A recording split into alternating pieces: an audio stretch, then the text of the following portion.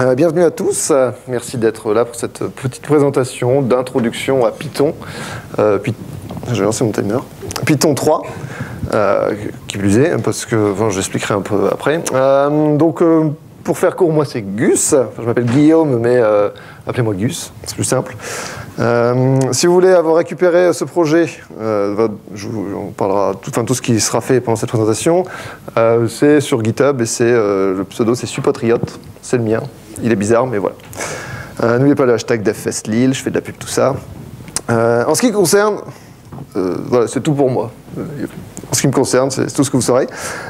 Les sujets. Donc aujourd'hui, on va parler un peu de Python. Donc on n'a pas beaucoup de temps, donc je ne vais pas parler de tout, parce que voilà, 40 minutes, c'est un peu short. Donc on va surtout voir la base, voir un peu la philosophie de Python, quelques outils qui vont bien, et on va se faire un petit peu de mini API REST, parce que faut avoir un petit sujet, c'est sympa, et ça vaut le coup. Alors ça va être assez technique dans le sens où on va faire du code, parce que le meilleur moyen pour moi d'apprendre c'est de faire. Donc là on va faire carrément direct du Python. Donc c'est un peu austère, la présentation est faite sous Vim, voilà, c'est assumé. Mais moi j'aime bien Vim et voilà, donc avec un plugin qui s'appelle PoZero et qui permet de faire des présentations et c'est aussi étrange que ça puisse paraître, ça marche bien. Donc on va commencer direct, paf, c'est parti, on va installer Python. Donc là, l'idée vraiment, c'est qu'à la fin de la présentation, vous soyez capable de vous dire, tiens, je vais tripoter, je vais essayer un peu Python. Donc là, vous allez avoir, on va installer, on va faire les choses qui vont bien, et puis on va démarrer direct. Donc vous allez voir, c'est assez rapide. Donc pour installer Python, c'est très facile. Si vous êtes sous Mac ou sous Linux, enfin sous Unix de manière générale, c'est déjà fait.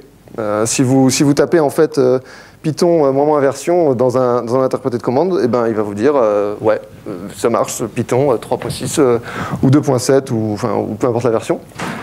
Et en fait, c'est parce que je vous déconseille même de le désinstaller parce que votre machine ne va plus marcher. Hein, c'est une mauvaise idée parce que Python, Unix s'en sert pas mal. Python, c'est un alias, hein, c'est-à-dire qu'il y a deux versions majeures en Python, la 3. Aujourd'hui 6 ou 7, et la 2.7 et des brouettes. Et en gros, soit vous avez l'une, soit vous avez l'autre, soit vous avez les deux, parce qu'elles ne sont pas en conflit. Donc rien ne vous empêche d'avoir les deux sur votre machine. Vous voyez, moi c'est le cas. Et Python tout court sera soit l'alias de Python 2.7, soit l'alias de Python 3. Et donc vous pouvez le changer aussi, peu importe. Pour savoir quelle version utiliser, en gros, si vous avez un projet en 2.7, faites du 2.7. Si vous avez un projet à créer, nouveau, faites-le en 3. C'est le mot d'ordre de Python, c'est le plus simple. Parce que c'est la dernière version, tout simplement. Si vous êtes sous Mac et que vous voulez la version 3, ce qui me semble que par défaut, c'est la 2.7, à savoir que les différences, quand on commence en Python, la différence entre la 2.7 et la 3, on ne les sent pas du tout. Donc c'est vraiment quand on commence à faire des trucs un peu plus fifou.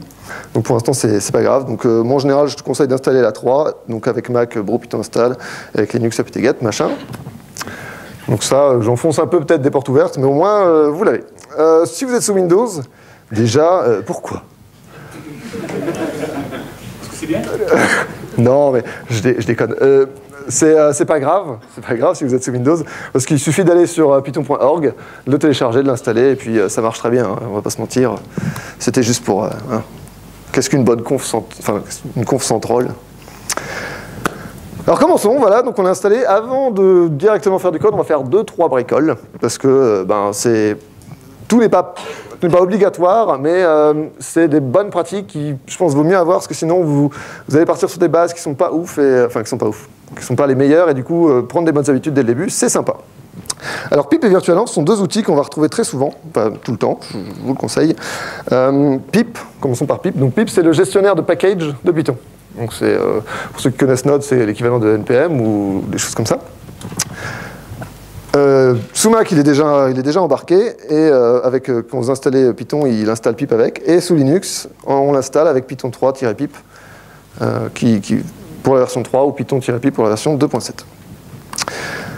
À quoi ça sert?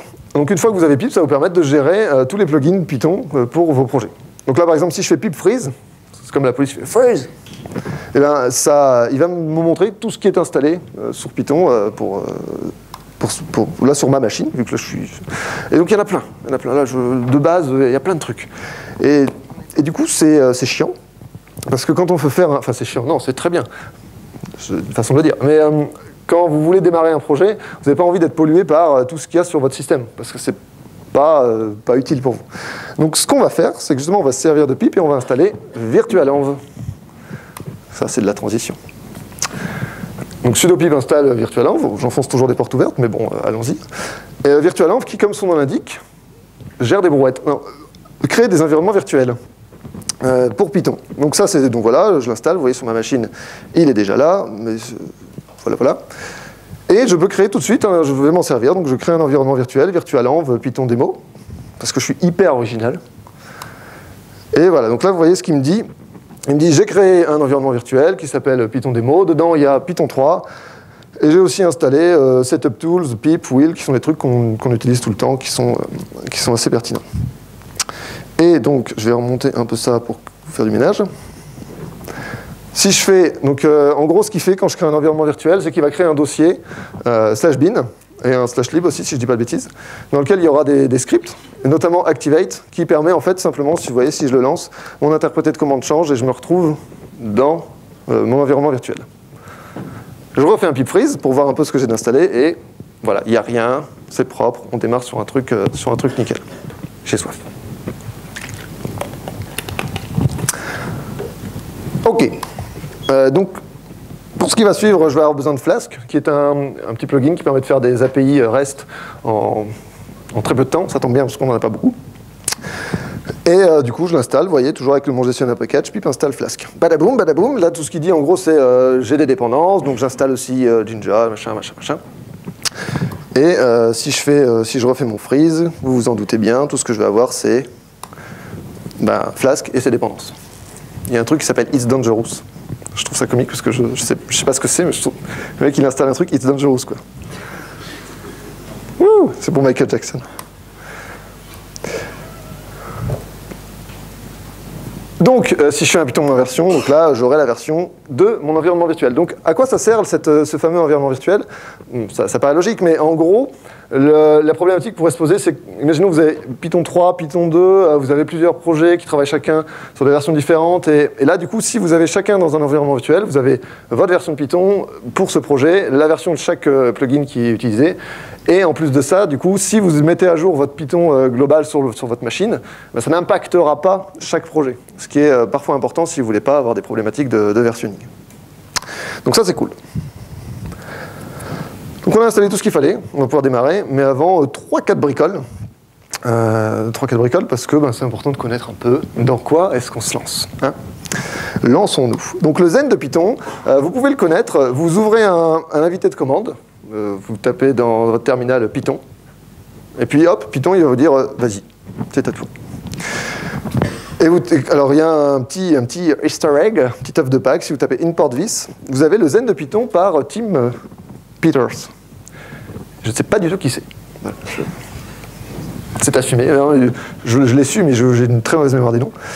Mais en gros, c'est une suite de règles qui sont respectées par Python et qui sont assez évidentes pour certaines, et d'autres qui sont un peu plus subtiles. Et ce que je trouve intéressant dans ces lignes, c'est que ça permet d'avoir quand vous êtes dans n'importe quel langage, vous les lisez, et par exemple, quand vous faites une revue de code ou n'importe quoi, en les relisant, on se dit, ouais, c'est un peu un check qui est vachement intéressant.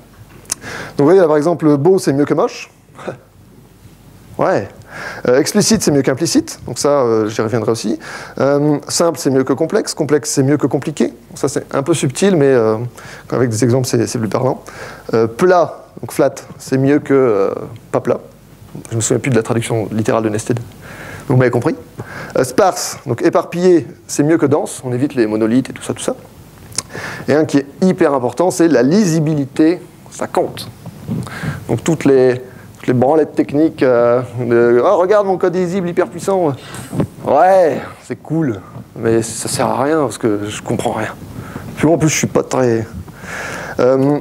Enfin, les deux dernières. Donc là, j'en ai passé quelques-unes parce que je vais pas non plus tout vous lire. Hein, c'est pour aller voir. Et puis, il y en a qui sont moins parlantes pour ma presse. Une que j'aime beaucoup, c'est en cas d'ambiguïté, ne laissez pas la possibilité de tenter un truc. Non, les choses sont assez carrées, et je reviendrai sur cette phrase tout à l'heure parce qu'on la retrouve dans Python. Et une dernière que je trouve assez sympa, c'est si l'implémentation est compliquée à expliquer, c'est une mauvaise idée. Alors, il y en a une juste en dessous que je n'ai pas mise, mais qui dit, si l'implémentation est facile à expliquer, c'est peut-être une bonne idée. mais t'emballe pas. Et donc, comme je disais, ces lignes-là sont un bon mojo à suivre quand on va voir ça. Donc, voilà, donc le Zen de Python. La lisibilité, c'est important. Et bien Python l'applique, parce que justement, ça fait partie de son credo. Et gère comme ça l'indentation. Donc l'indentation en Python, c'est elle qui va déterminer l'entrée et la sortie des blocs. Il n'y a pas d'accolade. Il n'y a pas d'accolade. Et le principe est simple, c'est-à-dire que tant que vous êtes dans l'indentation, donc là, vous voyez, tant que je suis décalé, eh ben, vous êtes dans le if. Et si vous revenez à l'indentation, vous le quittez. C'est aussi simple que ça. Ce qui a plusieurs avantages, c'est que déjà, ça force tout le monde, même par exemple les gens qui débutent en programmation, à indenter leur code. Parce que lire du code pas indenté, c'est toujours très drôle. Donc là, du coup, ça force un peu une certaine pratique, qui est forcée par le langage, qui est plutôt une bonne chose. Et en plus de ça, ce que je trouve assez rigolo, c'est qu'en général, quand on lit de ce fait du Python, c'est presque du pseudocode. Vous voyez là, quand vous le lisez, vous n'avez jamais fait de Python, vous le lisez, vous avez compris. Si 42 plus grand que 12, alors déjà c'est complètement con comme exemple, et bien dans ce cas-là, imprime beware of the groove, pour ceux qui ont vu Cusco, prenez garde, groove, voilà, je vous l'ai fait avec l'accent et tout. Donc voilà, donc la lisibilité c'est important, et Python le montre bien, et il a raison. Parce que du coup, en plus de ça, on évite la pollution, c'est-à-dire qu'il n'y a pas, vous voyez, au niveau du if, il n'y a pas des parenthèses partout, il n'y a pas des accolades partout, c'est sobre, on s'y retrouve, et c'est bien. En toute objectivité, bien sûr. Je reviens sur aussi la simplicité. Je vais bientôt commencer, hein, mais c'est important de comprendre un peu la philosophie. Simple, c'est mieux que compliqué. Que complexe, pardon. Mais bon, de proche en proche, ça marche. Donc simple, c'est mieux que complexe. Donc, ça veut dire quoi? Ça veut dire que, par exemple, une démonstration en Python de cette application, c'est que si, toujours dans un interprété de commande Python, j'importe keyword, qui est un module qui va me permettre d'accéder aux mots-clés de Python, je peux lui demander de m'imprimer la liste, donc keyword.kwlist, la liste des mots-clés. Hop. Eh bien, si vous les lisez, vous n'avez jamais fait de Python, quoi que ce soit, vous savez déjà quasiment tout, à peu près ce qu'ils doivent faire. False, ça veut dire jambon. Non, ça veut dire faux. En fait, c'est facile, il y a plein de... Non, mais tous les mots, vous allez lire et ça va vous parler. D'ailleurs, si on regarde la longueur de cette... Donc si je fais len de keyword.kwlist, vous voyez quelques petites fonctions qui... Eh bien, il y en a 33. 33, c'est pas beaucoup. En Java, par exemple, vous voyez, il y en a plus ou il y en a moins. Ouais, c'était facile. Il y en a entre 50 et 60, donc c'est plus. Et en JavaScript, plus ou moins? Plus. Il y en a 1000. 1000 ou 2000, je crois. Non, il y en a vraiment plus. J'ai commencé à regarder et je vois, oh, il y en a plein. Et en fait, j'ai vu que c'était le premier chapitre. Et donc, du coup, j'ai laissé tomber de compter. Mais par rapport au C, à votre avis, est-ce qu'on a plus ou moins de mots-clés que le C? On en a un de plus. Donc il y a 32 mots-clés en C, il y en a 33 en Python. Et donc ce qui est assez intéressant, c'est que du coup, on n'a pas, vous voyez, on n'a pas tout ce qui est les private, les publics, tous ces mots-clés-là, en fait, on n'en a pas besoin. Il y a quelque chose d'assez... On s'en sort très bien sans. Ça fait que tous les mots-clés sont très pertinents. Il n'y a pas de... Comme je vous dis, il n'y a pas de bruit autour. On a vraiment que ce qui est utile. Et on a une expressivité en Python qui est assez patente avec si peu de mots-clés. Un canard. Qui a tiré sur mon canard? Pourquoi je vous parle d'un canard? Je crois que c'est la dernière chose, après j'attaque. C'est que Python pratique le duck typing. Je vais y arriver. En gros, ça veut dire, l'idée c'est de dire, si ça ressemble à un canard, et si ça fait coin-coin, c'est sûrement un canard. Vous voyez? Si ça fait waf, non. Mais vous voyez, donc, le duck typing, c'est ça. Franchement, c'est un putain de canard. C'est bon, on va pas commencer à le dire. Hey, ça, c'est un canard. Regarde, c'est un canard. Non, je troll un peu Java pour ce... mais... j'ai le droit un peu. Donc par exemple, si je fais une variable A, très originale et très expressive, qui veut dire one ring, enfin qui vaut one ring, donc là, lui, il voit une chaîne de caractères, et c'est entre guillemets, il dit, ouais, ça c'est bon, c'est un string. B égale to rule vmol, c'est un string. Et là, vous vous doutez que je vais faire une addition. Si je fais A plus B, nous avons l'anneau unique one ring to rule vmol. Et donc là, oui, pas de souci, on peut additionner des strings pour avoir des plus grands strings. Et si je fais C égale 5, et que je veux additionner A plus C, qu'est-ce qu'il fait? Eh bien, il me gueule sur la tronche. Il m'envoie chier gentiment. Et il me dit, je ne peux pas additionner un string entier. Bon, j'enfonce encore des portes ouvertes, mais donc l'idée, c'est de dire que le typage, il est dynamique, c'est-à-dire qu'on ne l'écrit pas, il n'y a pas de compilation qui va checker le typage, mais il est fort. C'est-à-dire qu'on ne peut pas faire n'importe quoi, on ne peut pas additionner des trucs, des machins. Il ne va pas, dans le doute, ne laissez pas la tentation de deviner. Donc là, c'est ça. Il dit, bah, si je ne sais pas, je ne sais pas. Je ne prends pas la responsabilité d'improviser des trucs, notamment les additions dans certains langages où l'ordre de l'addition impacte sur le type et du coup, ça fait des trucs chelous. Là, non. Là, ça ne marche pas et puis c'est tout. Par contre, si je fais A fois C, vous allez me dire, c'est con, mais là, c'est plus logique et du coup, j'ai 5 anneaux, un pour chaque doigt.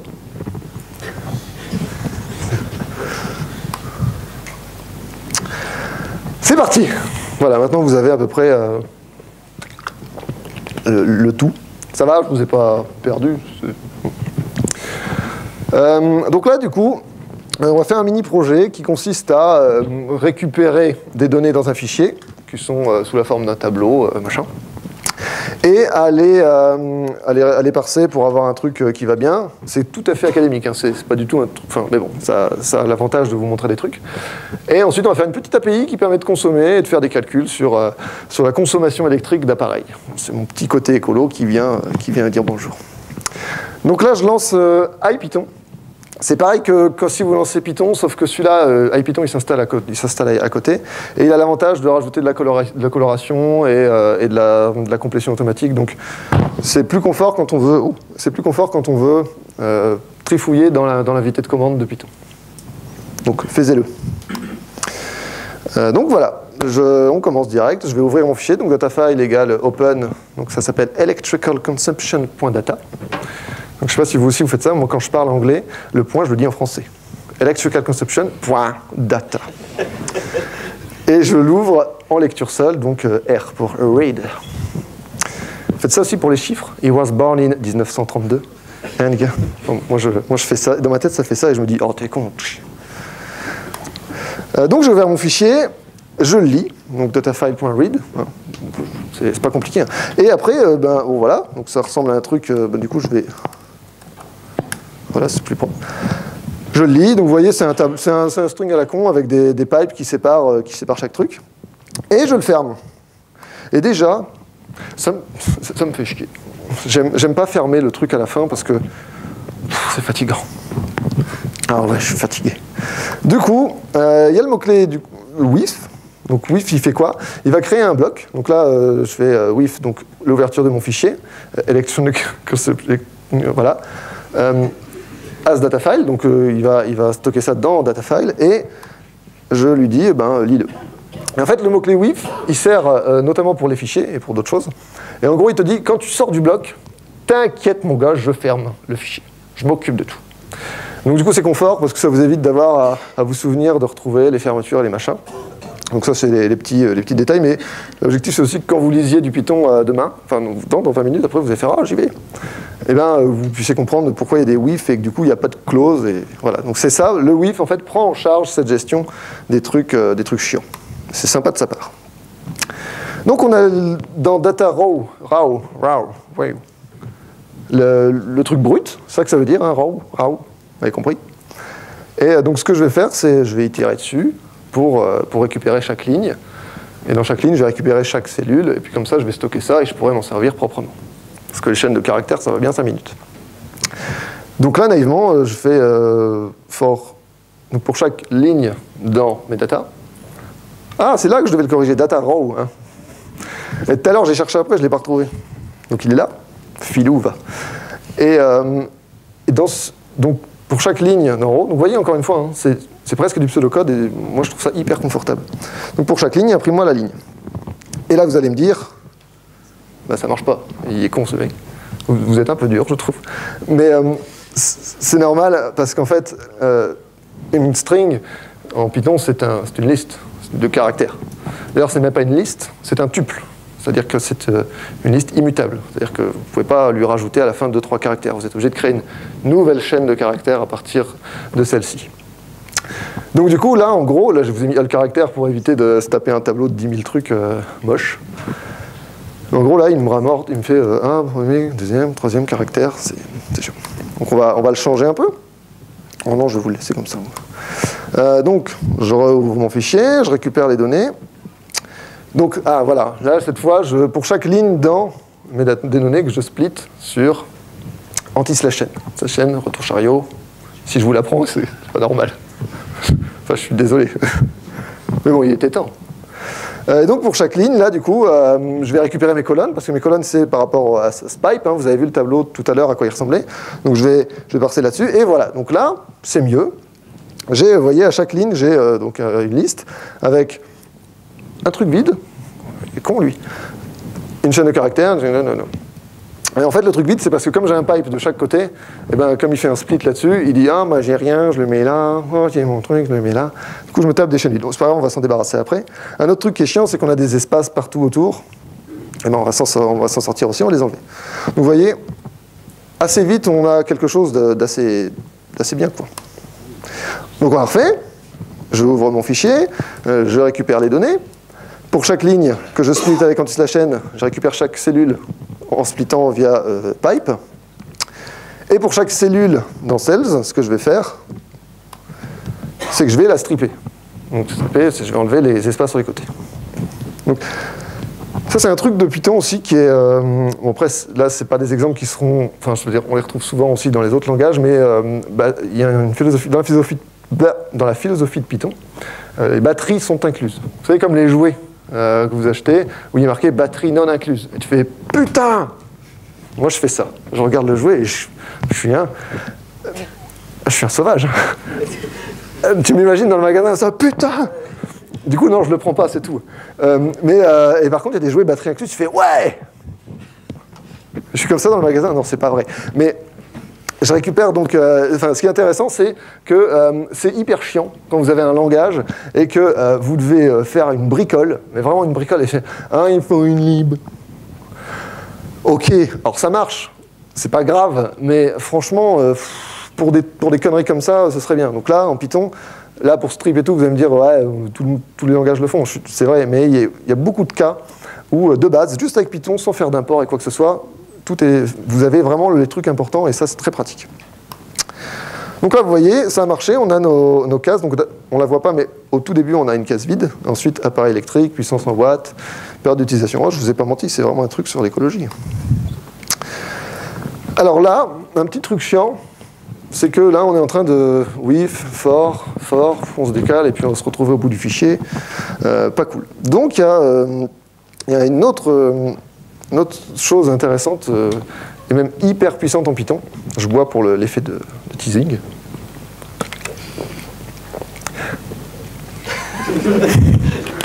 Ça s'appelle la liste compréhension. La liste compréhension, normalement ça se prononce en anglais, mais list comprehension, en gros c'est quoi? Donc je réécris mon fichier, enfin je réécris mon code, donc avec ouverture du truc, je lis les données pour chaque ligne par rapport au pipe. Je récupère mes cellules. Et là, donc en fait, entre crochets, donc ça, entre crochets, c'est une liste en Python.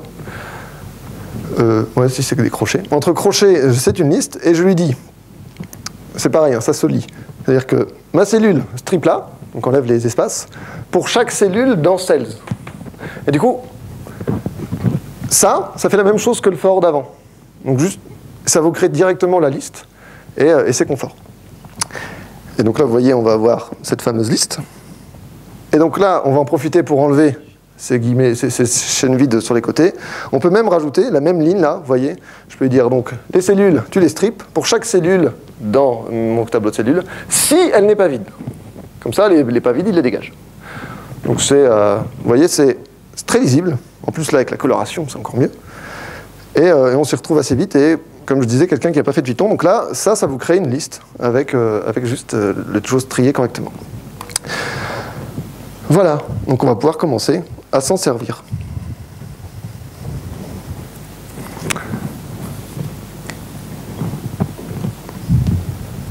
Oh, j'ai dans les temps. Maintenant, donc, on a joué un peu dans l'interprété de commande de Python. C'est sympa, mais au bout d'un moment, il faut le mettre dans un fichier, parce que sinon, vous allez devoir le retaper à chaque fois que vous allez... Ah, je m'y remets. Ah, je peux le retaper.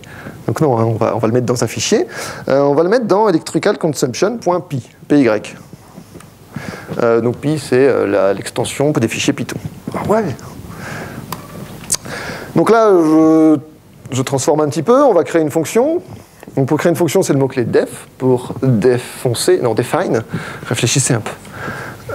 Fetch data qui ne prend pas de paramètres. Et donc je crée un tableau data qui est vide au début.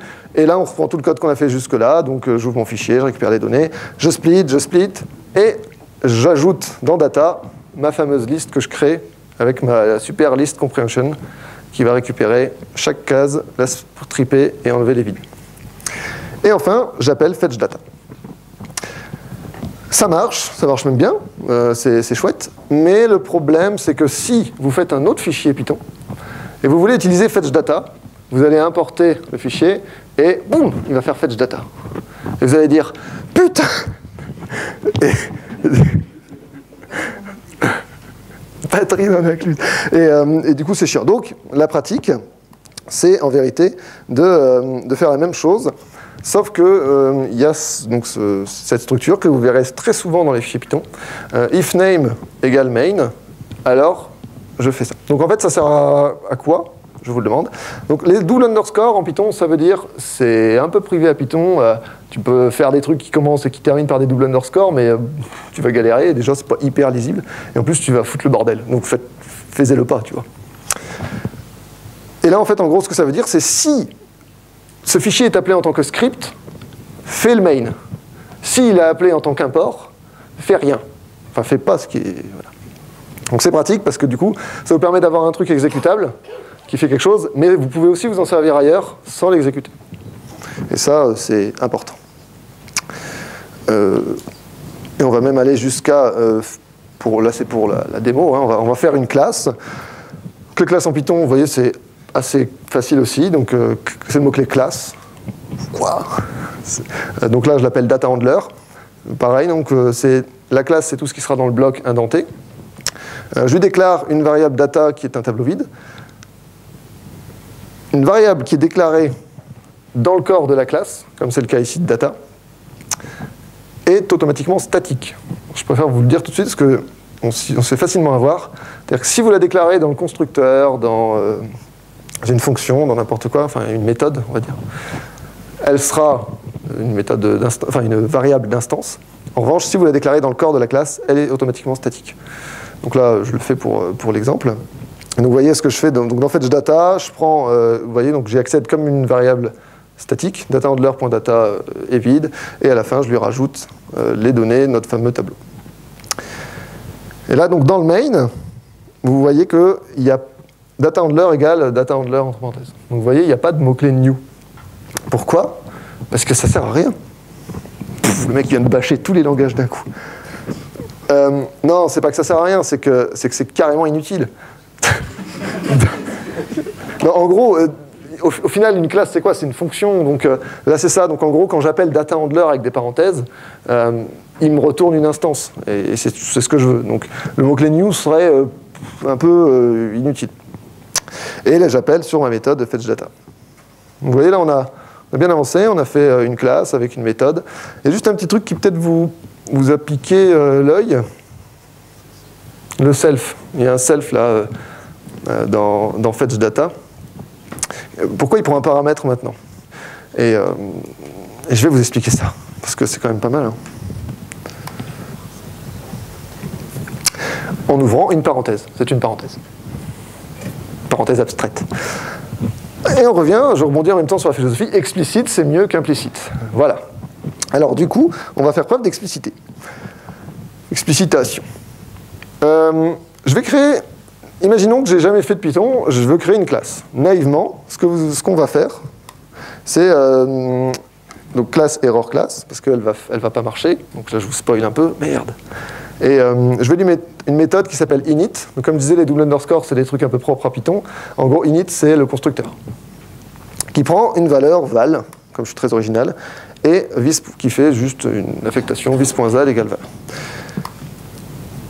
Parce que si vous faites en général les langages objets, eh ben, vis, c'est l'instance. Et ça se tient, hein, ça paraît logique. Donc ici, si par exemple je crée une instance, je dis c'est error class avec la valeur 18, lui qu'est-ce qu'il va faire? Ben, il va gueuler. Pourquoi? Et il me dit, ouais, ta méthode elle prend un argument et pourtant tu lui en donnes deux. Alors moi je remonte. Merde, qu'est-ce que je fais? Excusez-moi. Je suis remonté de trop. Donc je remonte et je lui dis bah non, t'es con, j'en ai mis qu'un. Et c'est parce qu'en fait, en Python, il y a cette valeur explicite qui fait qu'en gros, dans les langages en général, enfin tous, à ma connaissance, sauf Python, quand vous créez une instance et que vous avez des méthodes dessus, il dit t'inquiète pas, le this, c'est l'instance. Il vient de l'espace, mais c'est pas grave, fais confiance, tranquille. C'est un peu trop implicite, on ne sait pas d'où il vient. Et alors, donc, ce que fait Python, c'est qu'en gros, quand vous faites ma classe point ma méthode avec les arguments, lui, ce qu'il fait, c'est qu'il prend l'instance, il pousse les arguments et il la met dedans. Alors, je me rends compte que je le fais dans mon sens, je devrais le faire comme ça. Mon instance point ma méthode avec les arguments, il prend l'instance et il pousse et il la met dedans. En premier argument. Donc le premier argument, c'est l'instance qui revient.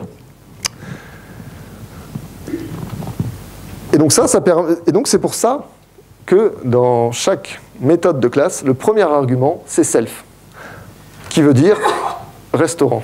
C'est pas vrai. Qui veut dire moi. Qui veut dire... Suivez, hein. C'est fatigant. Et du coup, ce que je fais, donc vous voyez là par exemple, la classe qui va fonctionner, c'est je lui mets en premier argument self et value. Alors, vous n'êtes pas obligé de l'appeler self, c'est arbitraire, vous pouvez l'appeler this si ça vous fait plaisir. Vous pouvez l'appeler Toto, mais déjà, ne le faites pas. Toto, c'est non. Mais au-delà de ça, il y a une convention qui dit que appelez le self parce que c'est comme ça partout. Et puis quand il y a une convention, c'est plus logique de la suivre. Donc là, si je crée une instance de myClass de 12, j'ai bien après a.value qui vaut 12 et pour b 14. Alors on pourrait se dire, c'est con, parce que tous les langages le bind, c'est pas pour rien, c'est pour éviter de se faire chier avec. C'est vrai, ça se tient. Mais il y a des choses qu'on va pouvoir faire avec qui sont intéressantes, notamment celle-ci. Donc si je crée une classe C, qui est myClass de 18, et que alors là, je fais un appel un peu bizarre, vous allez me dire, c'est que sur la classe myClass, je vais appeler la méthode init, et là je lui passe explicitement mon instance, c'est ça, et la valeur, c'est ça. Et donc du coup, ça va marcher.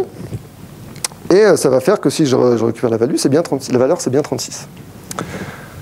Ça peut paraître un peu anecdotique, mais en fait, en gros, ça permet de faire des choses pour tout ce qui est introspection.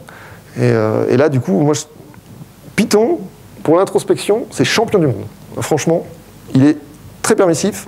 Il permet de faire des choses complètement barjo, où hop, je me regarde moi-même, je fais qu'est-ce que je fais, patapouf.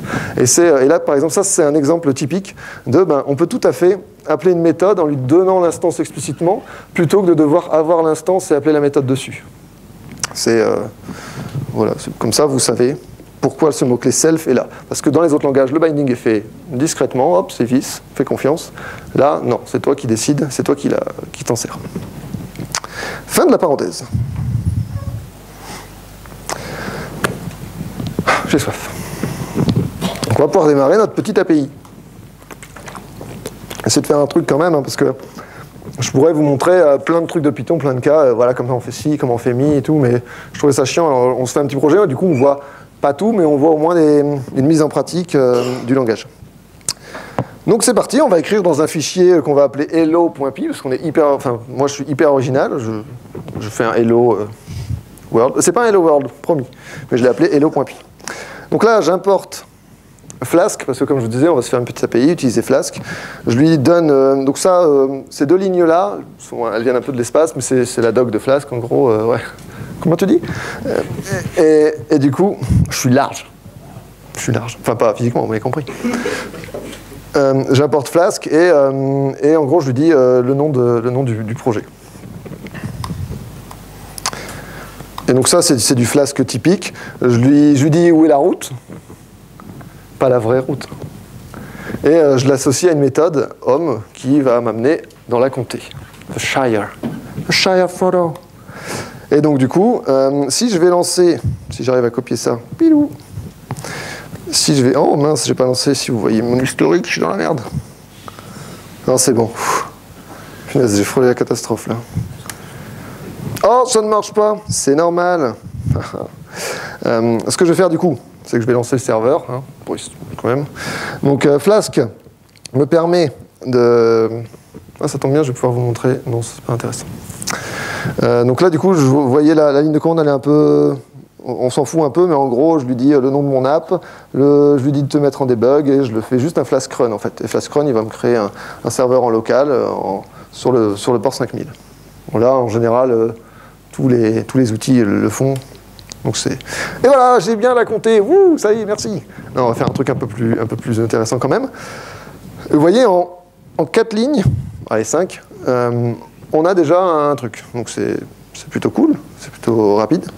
Et du coup, on va se faire un truc un peu plus poussé. Maintenant qu'on a récupéré nos data, donc je vais importer. Vous voyez, là, je suis dans un autre fichier, je peux importer mon data handler. Et effectivement, comme je l'importe, il ne va pas exécuter les trucs qu'il a mis dans son main. Donc je vous rappelle. Et je vais importer JSONify de Flask parce que ça va me permettre de renvoyer un JSON plutôt qu'une grosse chaîne de caractères. Donc là, vous avez déjà vu ça, je crée mon instance, donc toujours pas de mot-clé new, hein, il viendra jamais, hein, il n'y en a pas. Et je fetch les data, donc c'est la fameuse méthode pour qu'il aille ouvrir son fichier et faire sa tambouille. On va créer une route, consommation. Donc, là, je fais un truc un peu intéressant. Hop, je fais le ménage. Je l'associe à la méthode consommation. Donc là, en fait, je voudrais renvoyer la liste des objets dont on peut avoir la consommation. Vous voyez, c'est la première colonne de notre tableau. C'est-à-dire, dans notre tableau, il y a le nom de l'objet, combien il consomme, minimum, maximum, tout ça.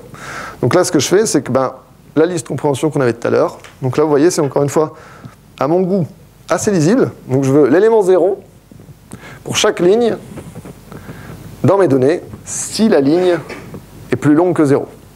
C'est pas une ligne vide, parce que ça ne m'intéresse pas, les lignes vides. Alors, je suis dur. Et je vais simplement retourner le JSONify de ça.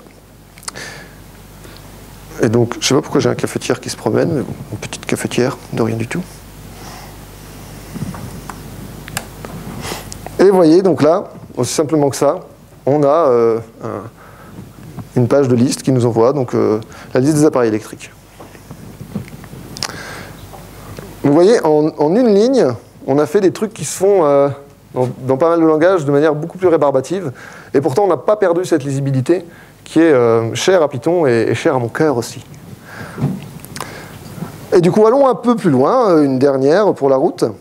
Voyons un peu avec un argument. Donc, vous voyez, la Flask nous permet de mettre entre chevrons dans l'URL, si vous voyez bien, une variable, donc là, toolName, donc le nom de l'outil, que je récupère automatiquement en paramètre de ma fonction. Il fait tout le binding parce qu'on n'a pas que ça à faire.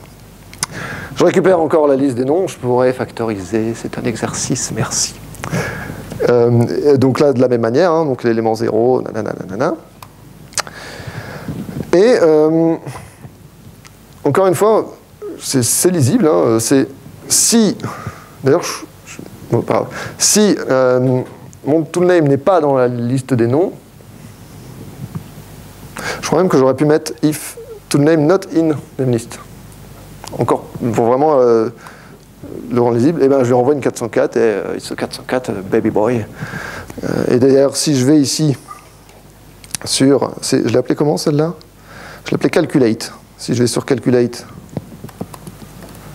de Toto,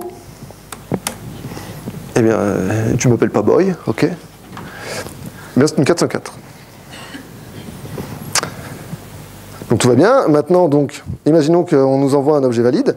Dans ce cas-là, je prends la ligne, je la récupère en récupérant l'élément de mes données qui correspond à l'index.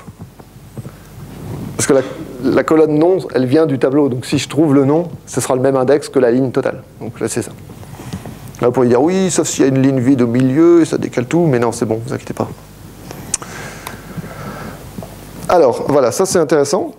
Python gère l'affectation multiple. Et ça, c'est hyper intéressant. Donc là il y a deux choses. Vous voyez que sur la gauche, on a min conception et max consumption qui sont attribués à foundrow. Donc c'est la ligne que j'ai trouvée. Je veux la colonne 2 et la colonne 3, qui sont en fait les colonnes effectivement du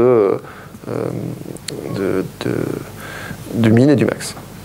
Donc, quand je dis 2, comme on commence à 0, en fait c'est la 1 et la 2.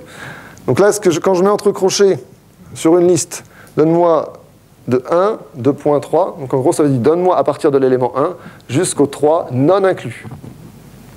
Et donc là, en gros, ce qui va retourner deux éléments, les deux éléments du tableau, et les affecter dans l'ordre à l'autre côté. C'est très pratique.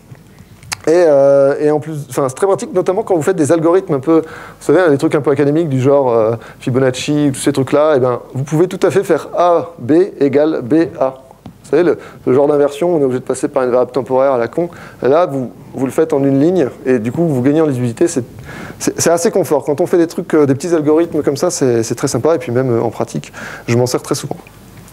Et là, par exemple, si je mettais 1, 4, et que du coup, j'avais une valeur en trop, tout explose, la Terre explose. Non, juste le programme. Le programme explose. Non, enfin, il crache. Comprenez-moi. Et du coup, il dit, je ne peux pas affecter 3 valeurs à 2 valeurs.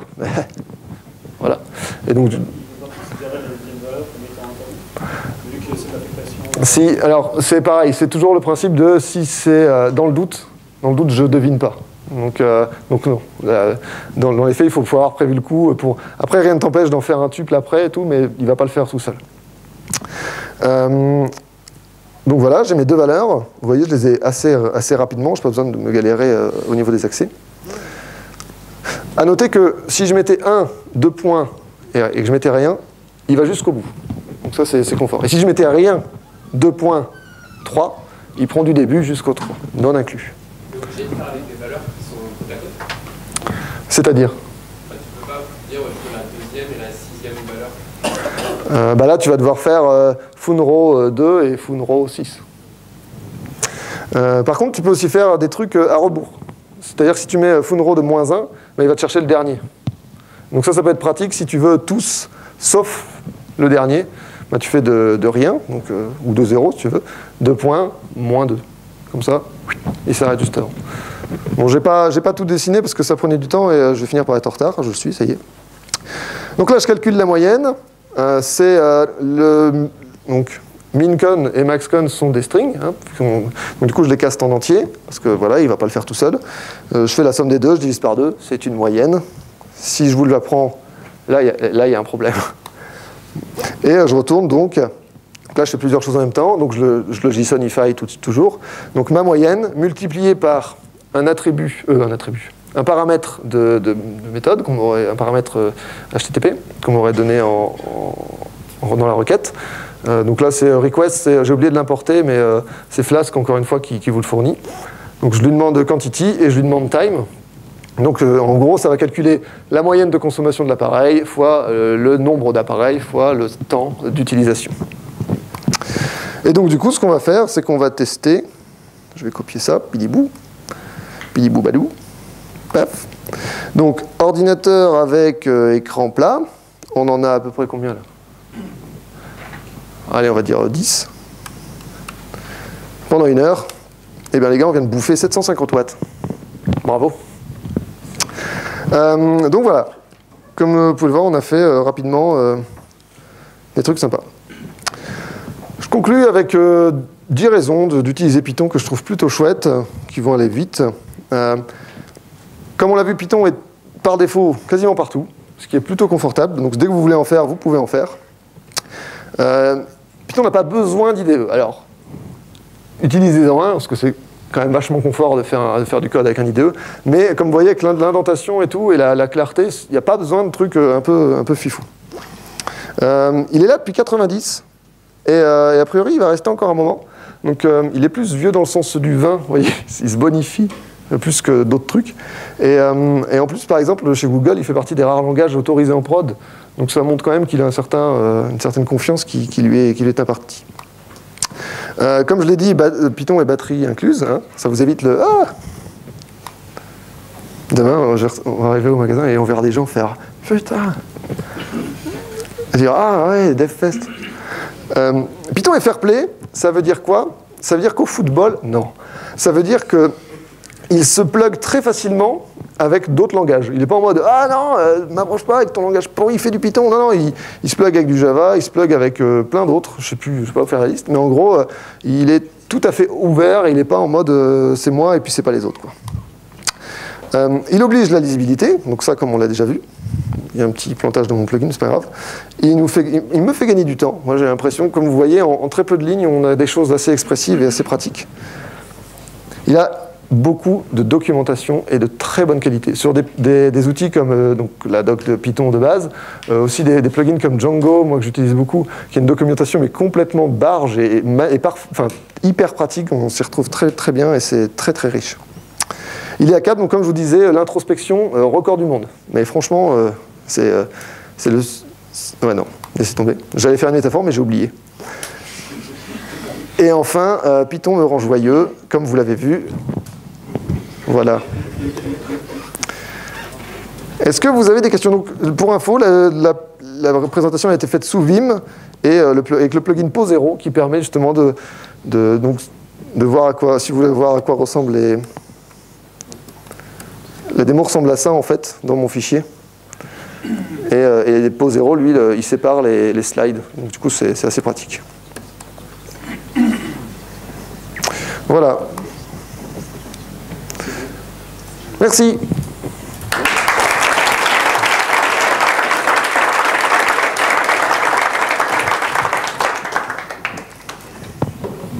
S'il y a des questions ou pas.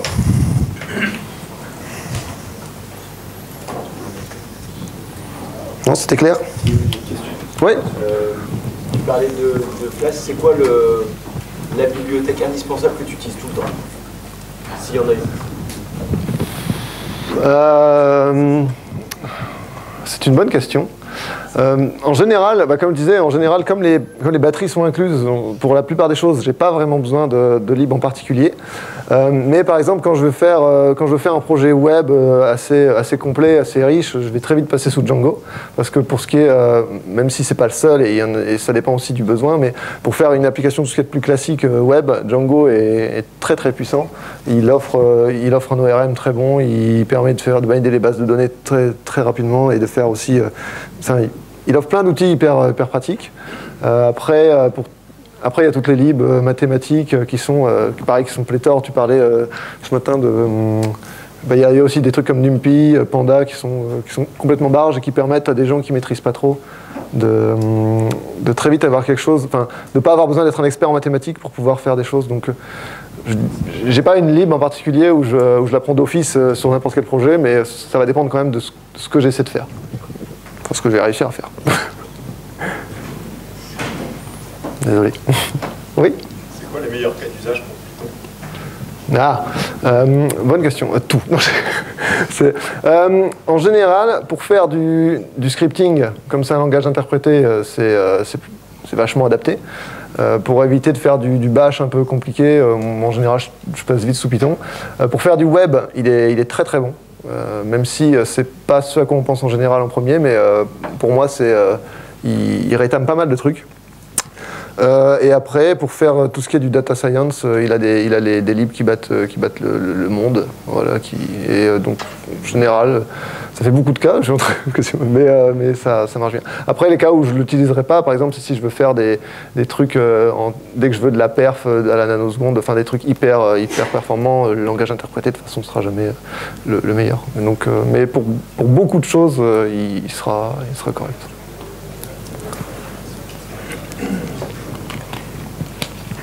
Ok. Bon, ben merci.